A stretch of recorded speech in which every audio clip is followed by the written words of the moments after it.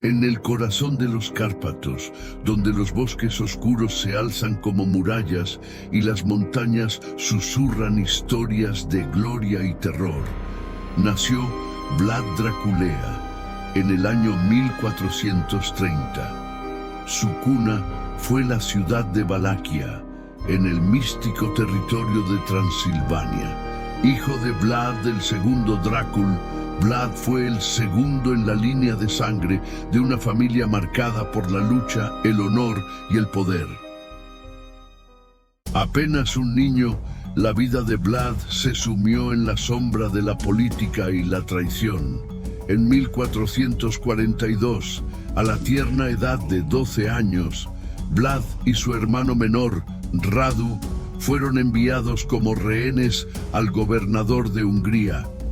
Era el precio de la lealtad que su padre debía pagar para evitar que su tierra fuera devastada por la ambición del regente húngaro. ¿Qué aprende un niño rodeado de muros ajenos y de la constante amenaza de muerte? Para Vlad, la respuesta fue simple: aprende a sobrevivir. Pero la lealtad comprada es frágil. En 1447, las tropas húngaras invadieron Valaquia. Su padre fue asesinado y su hermano mayor, Mircea, ejecutado. Vlad, entonces un joven de 17 años, quedó como único heredero legítimo al trono.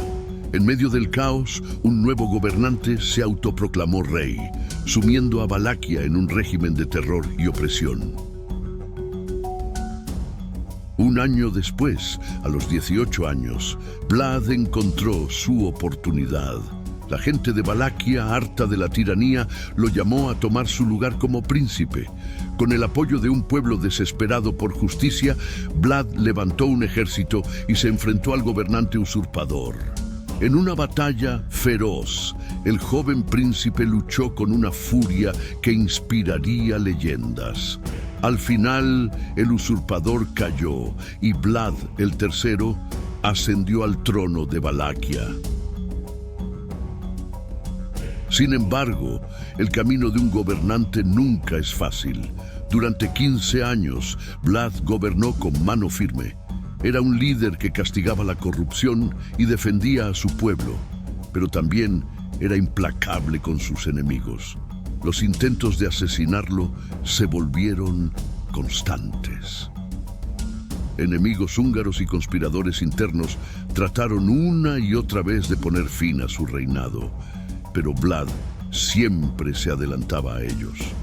Su astucia y brutalidad aseguraron su lugar en el trono, aunque a un alto costo.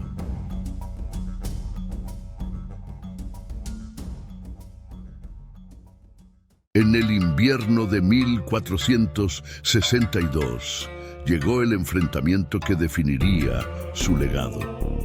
Dos emisarios del anterior regente de Hungría llegaron al castillo de Vlad con una oferta: abdicar al trono de Valaquia o enfrentar la furia total del ejército húngaro. Vlad, fiel a su carácter indomable, respondió con sangre. Ordenó la ejecución inmediata de los emisarios y se preparó para la guerra.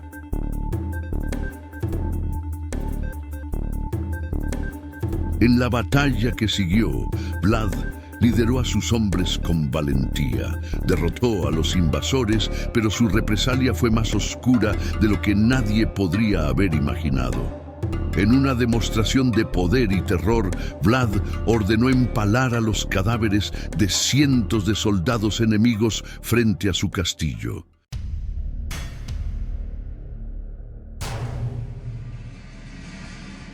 El bosque de estacas se erigió como un macabro monumento, un mensaje para quienes osaren desafiarlo.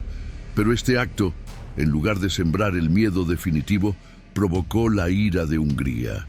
Determinados a acabar con el príncipe empalador, los húngaros enviaron a todo su ejército contra Vlad. Superado en número y traicionado por aliados, Vlad fue capturado y llevado como prisionero.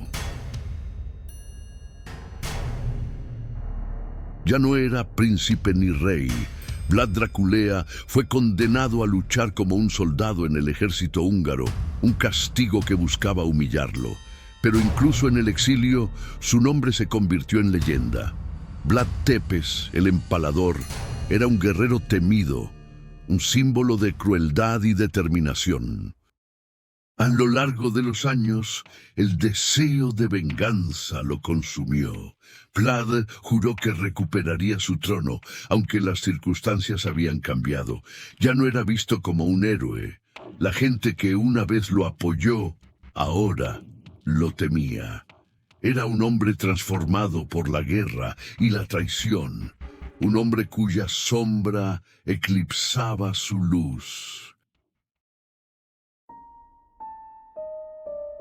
En enero de 1477, con 47 años, Vlad finalmente encontró su destino.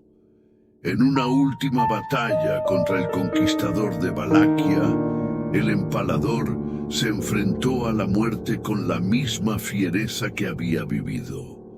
Fue en ese campo de batalla donde cayó su cuerpo marcando el fin de una era.